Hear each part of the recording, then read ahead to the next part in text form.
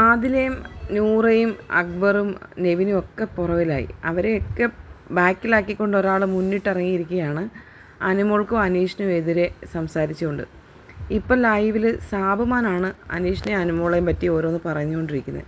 എന്തോ ഒരു love track അല്ലെന്നുണ്ടെങ്കിൽ ഒരു കോംബോ അവർ ക്രിയേറ്റ് ചെയ്തിട്ടുണ്ട്, അതെനിക്ക് മനസ്സിലായെന്ന് സാബുമാൻ പറയുന്നത്. സാബുമാൻ ഇന്നല്ല 2 ദിവസം മുമ്പ് മുതൽ ഇത് പറഞ്ഞു തുടങ്ങിയാണ്. അക്ബറിനോട് ഓരോ ടാസ്ക് നടക്കുന്ന സമയത്ത് സാബുമാൻ ഇതിനെപ്പറ്റി സൂചിപ്പിച്ചിട്ട് ഇവർ രണ്ടുപേരോട് ഇരുന്ന് പറഞ്ഞ് ചിരിക്കുന്നുണ്ടായിരുന്നു. എന്നിട്ട് ഇപ്പം പറയാണ് ഇവർ രണ്ടുപേരും കൂടെ എന്തായാലും ഒരു കോംബോ ഉണ്ട്. അത് ലവ് ട്രാക്ക് ആയിരിക്കാം, അല്ലെങ്കിൽ അതൊരു കോംബോ ആയിരിക്കാം, അല്ലെങ്കിൽ അതൊരു എന്തോ ഒരു നാടകമായിരിക്കാം, അനീഷേട്ടൻ്റെ ഒരു നാടകമായിരിക്കാം, അറിയാൻ വയ്യ. പിന്നെ നമ്മളെല്ലാവരും അനുമോൾക്ക് എഗെയിൻസ്റ്റാണ്. അപ്പം അനീഷേട്ടൻ അനുമോൾക്ക് സപ്പോർട്ടായിട്ട് അങ്ങ് സൈഡിലങ്ങ് നിൽക്കുന്നു. അപ്പോൾ അത് ഒരു കോംബോയായി മാറി.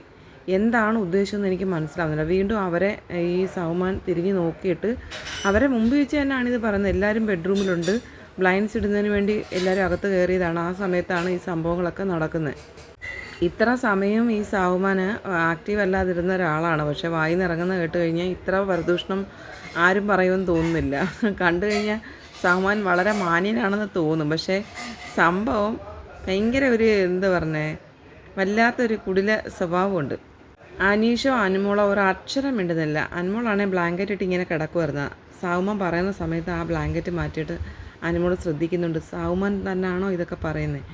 അനീഷ് ഇത് കേട്ടിരിക്കുന്നതല്ലാതെ ഒന്നിനും റിപ്ലൈ കൊടുക്കുന്നില്ല. എന്നിട്ട് പറയുകയാണ്, ഇപ്പോൾ എക്സാമ്പിൾ ഞാനൊരു കാര്യം പറയാം. അനീഷ് ഏട്ടൻ എന്ന് പറഞ്ഞു കഴിഞ്ഞാൽ നിങ്ങളെല്ലാവരും ഒരു കാര്യം പറയുകയാണെങ്കിൽ നേരെ ഓപ്പോസിറ്റ് സൈഡ് പറയും. കാരണം പുള്ളിക്ക് ഒറ്റപ്പെടണം, അതുകൊണ്ട് മാത്രമാണ് അങ്ങനെ നിൽക്കുന്നത്. ഇപ്പം അനുമോളുടെ കാര്യം വന്നപ്പോൾ നമ്മളെല്ലാം അനുമോൾക്ക് എഗെയിൻസ്റ്റ്, പുള്ളി മാത്രം അനുമോൾക്ക് സപ്പോർട്ട്. അപ്പം നോക്കി, അത് പുള്ളിയുടെ ഒരു സ്ട്രാറ്റജി ആണെന്നൊക്കെ ഈ സാബുമാൻ പറയുന്നുണ്ട്. അപ്പം നിനക്കിതൊക്കെ എങ്ങനെ മനസ്സിലായെന്ന് ആദില സാബുമാനോട് ചോദിക്കുന്നുണ്ട്. അനുമോൾക്ക് വേണ്ടി വെള്ള പൂശുന്നതിനെ പറ്റി നിനക്ക് എന്താ അഭിപ്രായമെന്ന് നെവിൻ ചോദിക്കുന്നുണ്ട്. എനിക്ക് അറിഞ്ഞുകൂടാ അനീഷേട്ടൻ്റെ തല എങ്ങനെ വർക്ക് ചെയ്യുന്നതെന്ന് ആദില ചോദിക്കുന്നുണ്ട്. അതല്ല, നിൻ്റെ തലയിൽ ഇത് എങ്ങനെ വർക്കായെന്ന് പറ. ചിലപ്പോൾ അനുമോളോടൊരു സോഫ്റ്റ് കോർണർ കാണുമെന്ന് നമ്മുടെ സാബുമാൻ പറയുന്നുണ്ട്. അതെന്തിനായിരിക്കും ആ സോഫ്റ്റ് കോർണർ എന്ന് ആദില ചോദിക്കുന്നു. നെവിൻ ചോദിക്കുകയാണ്, ഇത്രയും സ്ട്രോങ് ആയിട്ടുള്ള ഒരു പ്ലെയർ നാരുവിൻ്റെ വാക്ക് കേട്ടിട്ട് തകർന്നു പോകുന്നു നാരുവിന് തോന്നുന്നുണ്ടോ? സാബുമാനെ വിളിക്കുന്ന ഇപ്പം നാരു എന്നാ.